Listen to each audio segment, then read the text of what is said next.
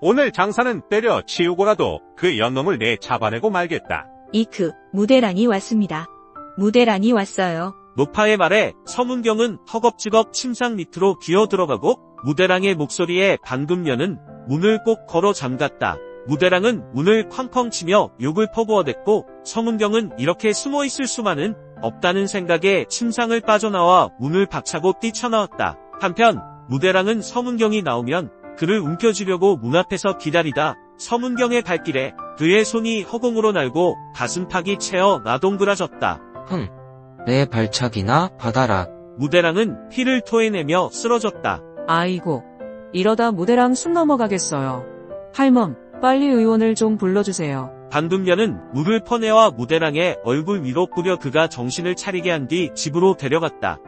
그리고 그날 밤 무대랑에게 큰 이상이 없자 다시 다른 때처럼 짙은 화장을 하고 서문경을 찾아가 놀아났다. 이 나쁜 년, 내가 지금은 이렇게 참는다만 우리 아우 무송만 놓아봐라. 그냥 두지 않을 테다. 방금년은 서문경을 만나러 나가는 자신에게 무대랑이 하는 말을 듣고 그 말을 노파와 서문경에게 사실대로 말하였다. 그러자 노파가 그들에게 꾀를 한 가지 알려주었다. 아, 그렇지. 서문대관인 댁의 약방에서 비상을 좀 집어다 무대랑에게 약을 다려 먹일 때 슬쩍 섞어 한 첩만 먹이면 깨끗이 해결되지 않겠습니까? 그리고 만약 무송이 온다 해도 증거를 잡아낼 수가 없을 테니 전들 어쩌겠습니까? 방금년은 노파의 말대로 서문경과 짜고 무송이 돌아오기 전에 남편 무대랑을 죽여야겠다고 생각하고 그에게 독약을 먹였다. 비상을 준비하여 무대랑에게 잘못했노라고 용서를 빌며 거짓 눈물을 흘리니 순진한 그는 아내가 정말로 마음을 고쳐먹은 줄 알고 방금년이 먹여주는 약을 꿀꺽꿀꺽 죄다 받아 마셨는데 조금 있으려니 창자가 뒤틀리듯 하여 몸부림을 치다가 피를 토하며 숨을 거두고 말았다. 다음날 방금년은 초상을 치르려 장의사 하구숙을 불러왔다. 그녀는 엉엉 소리를 내며 거짓으로 곡을 하였다. 하구숙은 무척 꼼꼼한 사람이었다. 그는 무대랑이 갑자기 죽은 것을 의아하게 여겼으나 아무 말도 입 밖에 내지 않았다. 하구숙이 무대랑의 죽은 모습을 보니 병사한 것이 아니라 분명 독살이었다.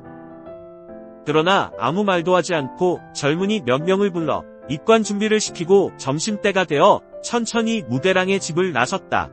서문경의 권세가 두려워 감히 어쩌지 못한 것이었다.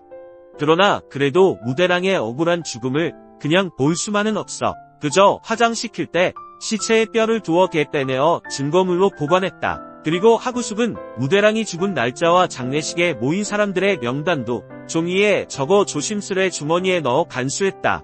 그가 그렇게 한 것은 무송이 돌아와 물으면 자기에게까지 책임이 돌아올까 두려워서였다.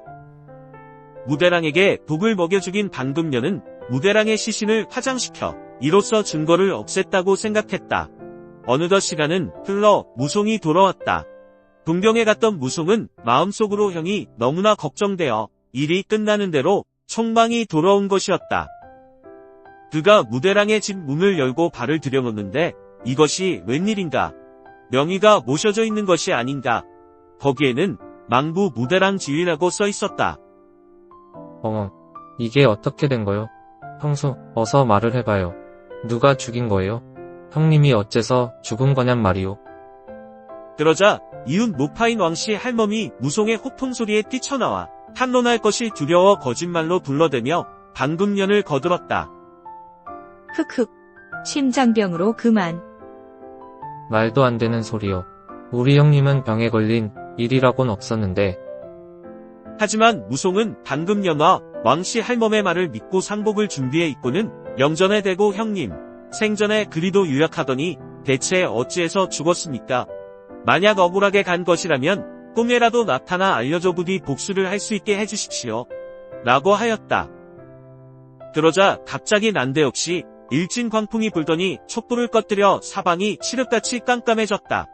놀란 무송이 머리칼을 곤두세우고 고개를 드니 영전 앞에 그림자가 하나 나타나 무송아, 억울하다. 라는 말을 한마디 남긴 채 곧 사라져버렸다. 형님은 억울하게 죽임을 당한 것이 틀림없다.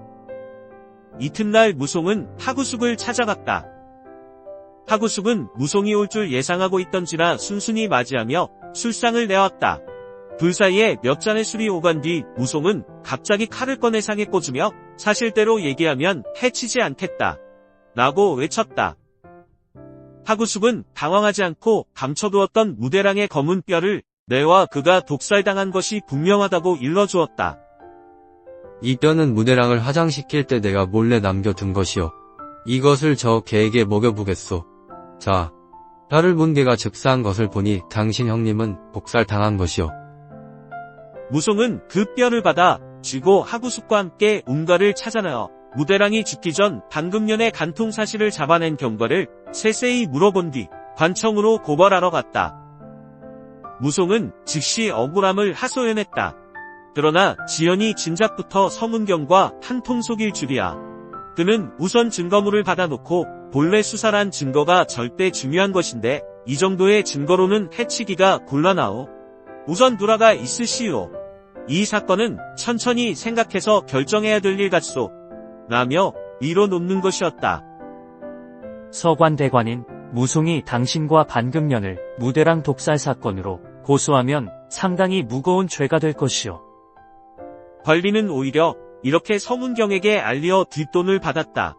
그리고 이튿날 찾아든 무송에게 증거 부족이라 처리할 수 없소. 라고 하였다. 그러자 무송은 말없이 그냥 나와 사병을 몇 명 데리고 무대랑의 집으로 다 술상을 준비하고 왕씨의 할멈을 비롯한 마을 사람을 죄다 불러 모았다.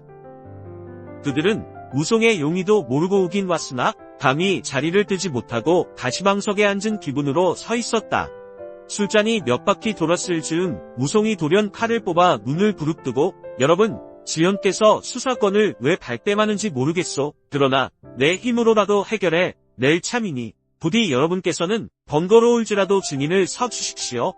라며 한 손으로는 반금년을 낚아쥐고 한 손으로는 왕씨의 할멈을 가리키며 무대랑이 죽기까지의 경과를 쭉 이야기했다.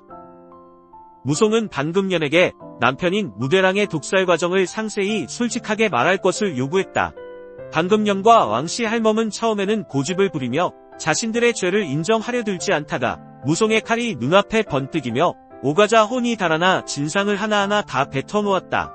무송은 부활을 시켜두 여자가 말하는 그대로 기록하게 한 뒤 이웃에게 돌리며 각기 서명을 해달라 부탁하였다. 그런 뒤 무송은 음탕한 형수인 독한 반금년을 무대랑의 영전 앞에서 죽이고 서문경을 죽이겠다 선언했다. 이웃들은 모두 놀라 손으로 얼굴을 가리며 감히 쳐다보지도 못하였고 더군다나 다가가 말릴 생각은 아예 하지도 못했다. 이어 무송이 서문경을 찾고자 약방으로 가니 그는 주막에 갔다는 것이었다. 무송이 주막에 들어서니 과연 그가 두 계집을 옆에 끼고 술을 퍼마시고 있는 참이었다. 술집 주인은 무송에게 술을 한 잔 권했다. 술을 단숨에 들이킨 무송은 당장에 칼을 뽑아들고 서문경이 앞으로 내치니 그제야 무송을 알아본 그가 혼비백산하여 걸음아 날 살려라며 창문으로 올라가 뛰어내리 참으로 아래를 보니 아찔하여 다리만 부들부들 떨릴 뿐이었다. 성경, 너를 용서치 않겠다. 내 칼을 받아라. 무송은 상 위로 뛰어올라 대접이며 접시를 차냈고 피할래야 피할 수도 없는 궁지에 몰린 서문경이 어찌됐든 우선 대들고 보자는 신보로 오른발을 날렸다. 그러자 무송은 재빨리 몸을 휙 돌렸으나 서문경의 발길질이 오른손에 명중하여 단도가 거리 한복판으로 떨어져 버렸다. 이모, 처가새 첩이 넷으로 늘어진 팔자에 내 형수까지 꼬여내다니 양심도 없는 녀석, 내 목숨을 내놔라. 그러나 서문경은 무송의 손에서 칼이 없어지자 담이 더욱 세져 내친 김에 주먹을 무송의 가슴팍으로 날렸다. 하지만 무송은 가볍게 몸을 돌려 왼손으로 서문경의 머리를 잡아 끌어당기고 오른손으로 그의 왼쪽 다리를 잡아 이악 하고 내동댕이 치니 서문경은 길거리 한복판으로 거꾸로 나가 떨어졌다. 무송은 창문을 넘어 서문경을 따라 길거리로 뛰어내렸다. 무송이 창에서 뛰어내려 서문경의 자빠진 모습을 보니 한쯤은 죽어있는 듯했다.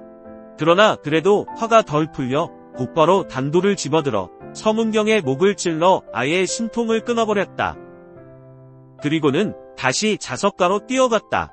그리고 무대랑의 영전에 술을 바치고 눈물을 흘렸다. 형님, 이제 부디 마음 놓고 승천하십시오.